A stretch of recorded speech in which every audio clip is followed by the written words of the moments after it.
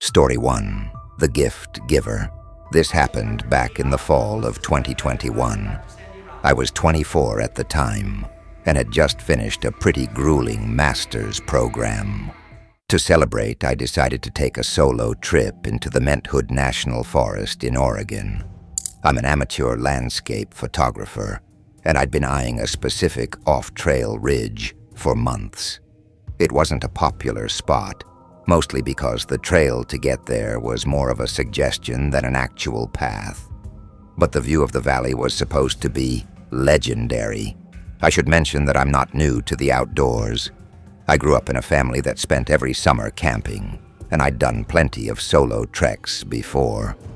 I had all the right gear: a GPS beacon, a bear-grade food canister, and a solid first aid kit. I told my roommate where I was going and when to expect a check-in. I felt prepared. But looking back, no amount of gear can prepare you for the realization that you're being hunted. I started my hike at about 8 a.m. on a Tuesday. The air was crisp and the forest was that deep, damp green that only exists in the Pacific Northwest. For the first 4 hours, I didn't see a single soul. That was the point, right? To get away from everything. I reached the ridge around 2 p.m., and it was everything I'd hoped for. The valley below was filled with a low-hanging mist, and the peaks in the distance looked like jagged teeth. I found a relatively flat spot about 50 yards back from the cliff edge, nestled between some massive old-growth Douglas firs. I set up my tent, organized my gear, and spent the afternoon scouting for the best angles for sunset shots. Everything felt perfect. It was the kind of silence that feels heavy. Not scary, just profound. The first weird thing happened around 5 p.m. I'd been about half a mile away from my campsite, trying to frame a shot of a waterfall I'd found. When I returned to my tent to grab my tripod, I noticed something on the flat stump I'd been using as a table. It was a small pile of stones, 3 stones, perfectly smooth and white, stacked in a tiny cairn. Now, I hadn't seen any white stones like that in the immediate area.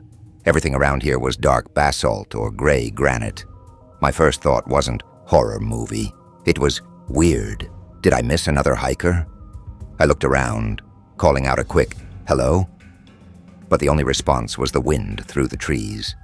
I figured maybe someone had been there right before me and left a little trail marker. I didn't think much of it, knocked the stones over, and went back to my photography. The sun went down, and the temperature dropped fast. I crawled into my tent around 9 p.m., feeling that good kind of exhaustion. I fell asleep almost instantly. I woke up at 3:14 a.m. I know the time because I checked my watch immediately. Something had woken me up. A sound. It wasn't a branch breaking or an animal. It was a rhythmic tapping. Tap, tap, tap. It was coming from the side of my tent. I sat up, my heart hammering against my ribs. I grabbed my headlamp, but didn't turn it on yet. I listened. The tapping stopped. Then I heard the sound of heavy breathing, slow, wet, and deliberate, right outside the rainfly. "Is someone there?" I whispered. My voice was shaky, and I hated how small it sounded. The breathing stopped. I heard the sound of something, or someone, moving away. The crunch of dry needles under heavy boots. Not paws, boots. I sat there for 3 hours, clutching my bear spray, until the first hint of gray light hit the nylon walls of my tent. When I finally worked up the courage to step outside, I nearly dropped my lantern. Arranged in a perfect circle around the entire perimeter of my tent were pine cones, dozens of them, all pointed inward. And on that same stump from the day before sat another gift, my lens cap. My blood went cold. I'd lost that lens cap 2 miles back on the trail the previous day. I remembered exactly where I'd dropped it. In a patch of ferns near a stream. Whoever was out here had found it, followed me for 2 miles, and waited until I was asleep to leave it there. I didn't wait to make breakfast. I didn't even properly fold my tent. I just started shoving everything into my pack, my hands shaking so hard I could barely work the buckles. Every snap of a twig made me jump. I felt like there were eyes on the back of my neck the entire time. As I was hoisting my pack, I heard it. A whistle. It was a high-pitched, melodic tune. The kind of thing you'd whistle while walking down a city street. It was coming from the dense thicket of brush to my left. "Look, I don't want any trouble," I yelled, reaching for my bear spray. "I'm leaving now. Just let me go." The whistling stopped. Then a voice came out of the trees. It didn't sound like a normal person. It sounded practiced. "Don't you like your gifts?" It was a man's voice, but it was high and airy, like he was trying to imitate a child or something. I didn't look back. I just turned and started down the ridge as fast as my legs would carry me. I wasn't following the trail anymore. I was just heading down, trying to keep the slope on my left. I could hear him behind me. He wasn't running. He was just keeping pace. Every time I stopped to catch my breath, I'd hear his boots stop a few seconds later. Sometimes he'd whistle that same tune. Sometimes he'd let out a short, sharp laugh. About halfway down, I tripped over a root and tumbled forward, my heavy pack pinning me to the ground for a second. As I struggled to get up, I looked back up the slope. He was standing about 30 yards away, partially obscured by a cedar tree. He was tall, wearing a dirty, oversized yellow rain slicker that looked like it belonged in the 70s. But it was his face that stayed with me. He was wearing a mask, one of those old-fashioned, transparent plastic ones that kids used to wear for Halloween, the kind that shows the distorted features of the person underneath. He was just standing there, holding a long, jagged piece of obsidian. I scrambled up, ignored the pain in my ankle, and sprinted. I didn't care about my knees or my gear. I just ran. I reached my car around noon, fumbling with my keys so badly I dropped them twice. I saw the yellow slicker emerge from the tree line just as I slammed the door and locked it. He didn't run toward the car. He just stood at the edge of the asphalt and waved. A slow, methodical wave. I drove straight to the nearest ranger station and told them everything. They sent a couple of guys up there the next day to check out the site. They found my campsite, or what was left of it. He'd torn my tent to shreds and arranged the pieces into a V shape, pointing toward the road. They also found a collection of items in a hollow log nearby. Old driver's licenses, rusted keys, and a dozen or so lens caps from different camera brands. The police never found the guy in the yellow slicker They told me there had been reports of a hermit in that area for years, but nobody had ever had an encounter that aggressive. I still have that lens cap. I keep it in a drawer and never look at it. I haven't gone back to Met Hood, and honestly, I don't think I'll ever go camping alone again. There's something about the way he said gifts that makes me realize he wasn't looking for a hiker. He was looking for a collection, and I was almost the newest piece. Story 2. The Property Line. This happened in the summer of 2018 in the Ozarks National Forest, Arkansas. I'm a pretty experienced solo hiker. I like the solitude, and I've spent a good portion of my adult life trekking through the Midwest and the South. But this trip changed the way I look at the woods forever. I was planning a 3-day loop through a particularly remote section of the Buffalo National River area. The map showed nothing but wilderness for miles in every direction. No roads, no private property, no homesteads. Just rolling hills, dense hardwoods, and limestone bluffs. I'd parked my truck at a small trailhead on a Monday morning and headed out. The first day was uneventful. I covered about 12 miles and set up camp near a small creek. It was peaceful. The Ozarks have this way of making you feel like you're the only person left on Earth, and for the first 24 hours, I loved that feeling. On the second day, I decided to take a shortcut through a valley that wasn't part of the main trail. It was rough going, lots of briars and steep inclines, but I figured I'd save about 2 miles of hiking. Around 3:00 p.m., I stumbled into a clearing that looked almost too perfect. The grass was short, as if it had been grazed or mown, and in the center stood a single, massive oak tree.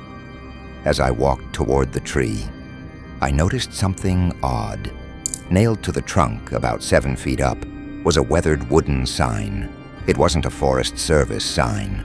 It was hand-carved, and the letters were painted in a dark, rusty red. The Line. There was no other explanation. No trespassing, no names, just those 2 words. I laughed it off at first. You find weird stuff in the Ozarks all the time. Old moonshine stills, abandoned cabins, the occasional keep out sign from a paranoid local. But this was miles from the nearest road. Who would bother marking a line out here? I decided to set up camp in that clearing. It was flat. The oak provided great shade, and I was tired. I pitched my tent about 20 yards from the tree and started a small stove to boil some water for dinner. That's when I heard it, a voice coming from the dense trees on the other side of the clearing. "You're on the wrong side." I nearly knocked my stove over. I stood up, squinting into the shadows. A man stepped out of the brush. He was older, maybe 60, wearing tattered camouflage pants and a stained work shirt. He wasn't carrying a pack or a rifle, but just a long, heavy-looking walking stick. "I'm sorry," I called out, trying to sound friendly. "Is this private property? The maps didn't show any." The man didn't move. He just stood there, staring at me with these pale, watery eyes. "The map don't matter. The line matters. You crossed it. Look, I'm just passing through," I said, feeling a prickle of unease. "I can move my camp if I'm in the way. I didn't mean to trespass." "You already did," he said. His voice was flat, devoid of any emotion. "Once you cross, you belong to the side you're on. That's how it works." He didn't wait for a response. He just turned and walked back into the trees. I stood there for a long time, listening to the silence return. I didn't like the way he'd said belong. It wasn't a warning, it sounded like a statement of fact. Common sense told me to pack up and leave right then. But I was exhausted, and the sun was already starting to dip behind the hills. I convinced myself he was just a local eccentric, maybe a squatter who had lived out here so long he'd lost his grip on reality. I crawled into my tent, but I didn't sleep. I kept my hunting knife unsheathed next to my sleeping bag. Around midnight, I heard the sound of wood hitting wood. Crack, crack, crack. It was coming from the oak tree. I peered out through the mesh of my tent door. In the moonlight, I could see the man. He was standing by the tree, using his walking stick to pound on the trunk. He was circling the tree, hitting it rhythmically, over and over. Then he started to speak, not to me, but to the tree. He was whispering rapidly, a low buzzing sound that I couldn't make out. Every few seconds he'd stop, press his ear to the bark as if listening for a response, and then start pounding again. I stayed frozen. My heart was thumping so hard I was sure he could hear it.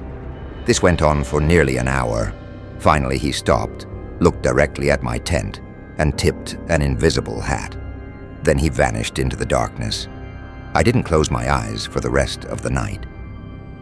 As soon as the sun started to gray the sky, I was out of my tent. I didn't even pack properly. I just stuffed everything into my bag in a disorganized heap. When I went to pull the stakes of my tent out of the ground, I saw it. The man had been busy. A shallow trench had been dug in a perfect circle around my tent. It wasn't deep, maybe 3 inches, but it was filled with something dark and sticky. I leaned closer, and the metallic scent hit me. It was blood, thick, congealing animal blood, and placed every few feet in the trench were small, bleached white bones, teeth mostly. I didn't wait. I grabbed my pack and started running back the way I'd come. I didn't care about the trail or the map. I just wanted to get across the line, whatever that meant. About 10 minutes into my flight, I heard him. He wasn't behind me. He was above me, somewhere on the ridge. He let out a long, howling laugh that echoed through the valley. "The line don't let go, boy," he screamed.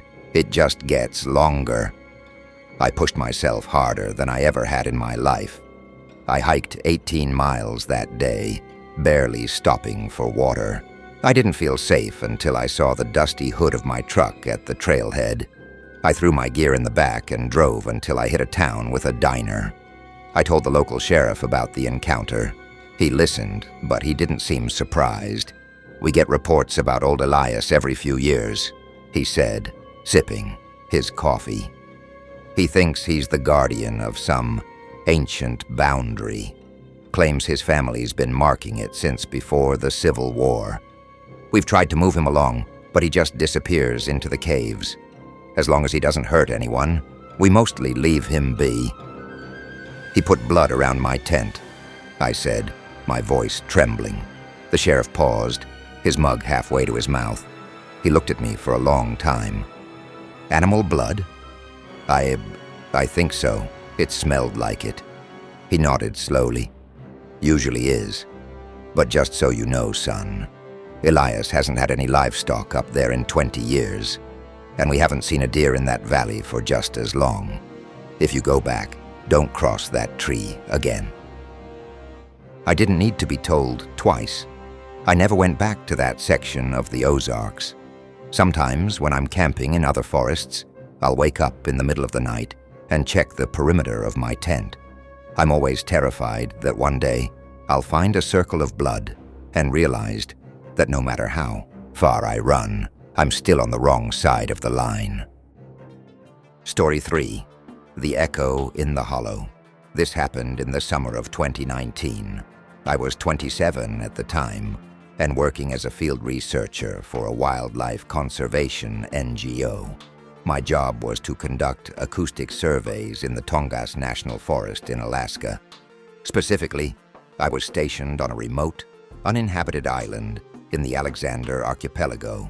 To get there, you had to take a float plane from Ketchikan and then a small skiff into the interior. I was completely alone. That was the requirement of the job. I had 2 weeks' worth of supplies, a high-end satellite phone, and about 50 pounds of audio recording equipment.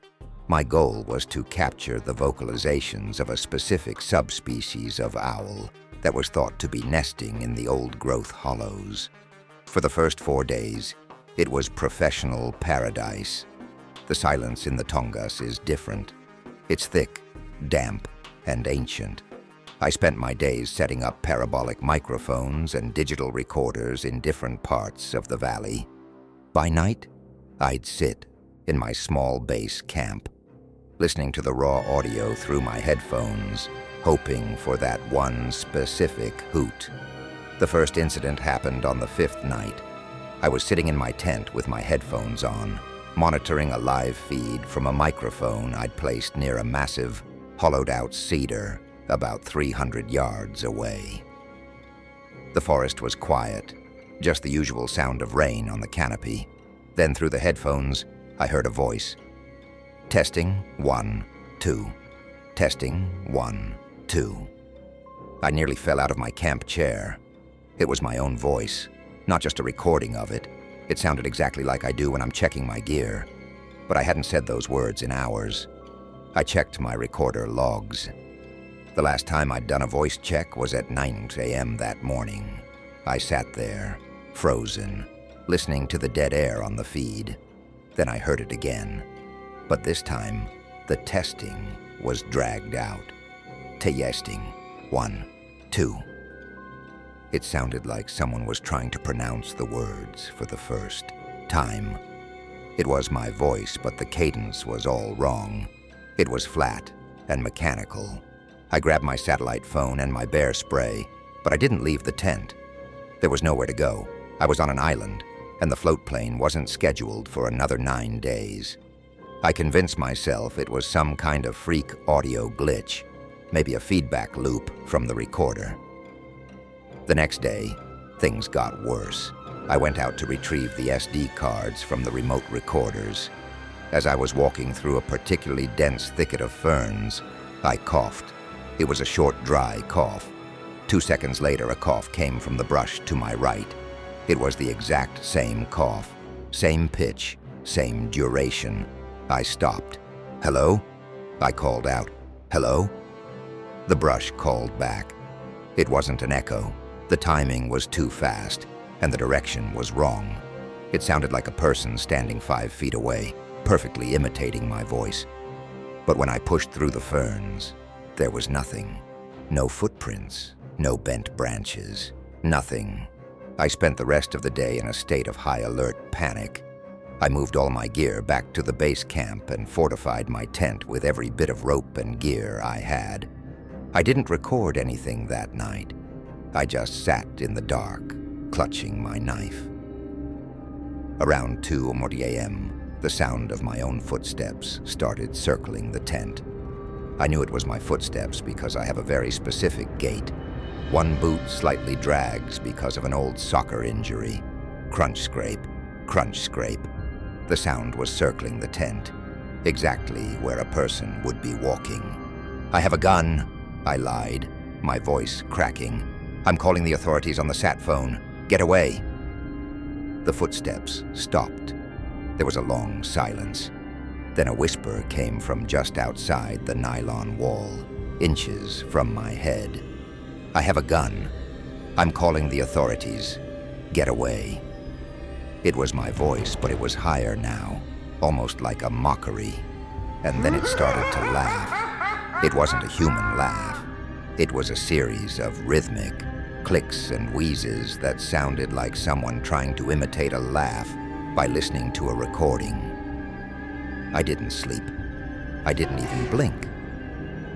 I sat in the center of my tent, watching the walls for any sign of a shadow. The mimicking went on for hours. It would repeat things I'd said days ago, orders I'd given myself, snippets of songs I'd hummed. It was as if something had been recording me since the moment I stepped onto the island and was now playing it all back at once. At dawn, I didn't wait for the float plane. I knew I couldn't survive another 8 nights. I packed my essentials, sat phone, beacon, and the audio from the first night, and headed for the coast. I had a small inflatable raft for emergencies. It wasn't meant for the open ocean, but I figured I could hug the coastline until I found a fishing boat or a logging camp. As I was pushing the raft into the water, I heard it one last time. It was coming from the tree line, just out of sight. "TH," it said. It used my name. I had never said my own name out loud since I arrived. I looked back, and for a split second, I saw something pale and elongated shifting between the trees. It didn't look like a man. It looked like a column of white smoke that had been forced into a human shape. I rode until my hands bled. I was picked up by a salmon trawler 6 hours later, shivering and delirious. When I got back to the NGO office, I played the audio for my supervisor. He listened to the testing 1, 2 clip in total silence. When it finished, he didn't ask about the owls. He just told me to take a month of paid leave and said they wouldn't be sending anyone back to that island for the rest of the season. I never went back to field research. I took a desk job in Seattle.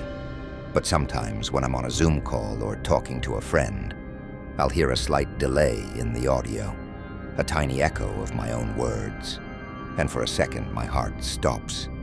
And I wonder if I ever really left that island, or if the thing in the woods is still out there, practicing being me.